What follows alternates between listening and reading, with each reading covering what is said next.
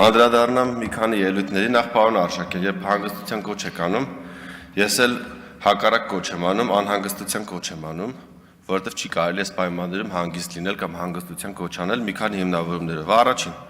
Ֆրանսիայում ընդհանուր խաղադրույքների ծավալից 5% հարկա առաջանում։ Հայաստանի Հանրապետությունում 0.5, եթե եկամտային հարկներ գումարենք 0.6, այսինքն շուրջ 10 անգամ պակաս է մեր մոտ հարկ գոյանում, քան օրինակ Ֆրանսիայում։ Խեք հանգստության կոչ անում։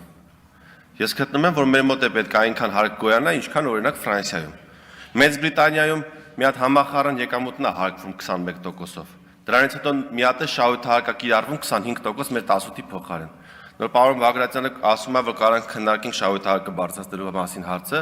Շնորհակալ եմ, խնդրում եմ ակտիվ եղեք, պարոն Բագրատյան, որովհետև Իսպանիայում, Անգլիայում, Բելգիայում, Ֆրանսիայում 25% է շահութահարկը։ Գերմանիայում մինչև 29% է շահութահարկը, Հայաստանում ընդամենը 18%, ոնց որ մյուս ոլորտների համար։ Կարանք բացառություն անենք այս ոլորտի համար եւ իրանց հարկը բարձրացնենք համապատասխանաբար սարքենք օրինակ 25 կամ 29%, ոնց որ Գերմանիայում կամ եվրոպական մյուս երկրներում։ Ու չի կարելի հանգստության կոչ անել, որովհետև մենք ունենք խնդիրներ։ Ու մեր խնդիրների մասին մենք իշխանական падգամավորները պետք է ամենաակտիվը խոսան ու ամենաակտիվը խոսում են։ Ես կցանկանայի, որ մեր ընդդիմությունն էլ ակտիվ լինի ու ինքը թվերը հանի բերի խոսա, ինքը գա ասի, որ թմրանյութերի շրջանառությունը աճել է 5.7 անգամ վերջին 5 տարվա ընթացքում թվերով փաստարկված բերի ասի ու գործու մեխանիզմներ բերի ասի պիտի դրա դեմ պայքարենք, ոչ թե իշխանական падգամավորը անի ու ասեն, որ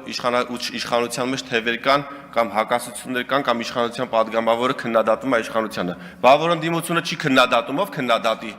Բա մենք պիտի մեզ քննադատենք, բայց չխոսանք մեր խնդիրների մասին, որ թմրանյութերի շրջանառությունը ապօրինի աճել է 5 անգամ 5 տարվա ընթացքում։ Բա մենք պիտի դրա համար խոսանք, եթե խնդիրը դու չես բարձրացնում, խնդրի մասին չես խոսում, չես կարա դու խնդիրը լուծես։ Նույնը վերաբերվում է մեր մյուս ոլորտներին, ու այս աստիճանաբար մյուս խնդիրները նույնպես լուծելու ենք։ Թմրանյութերի դեմ պայքարը խստացվելու է, առավելապես խոշոր չափերով թմրանյութերի վաճառքը պիտի հասցվի 14-ից 20 տարվա ազատազրկման կամ ցմահ, եւ նաեւ պետք է արմախետի լարվի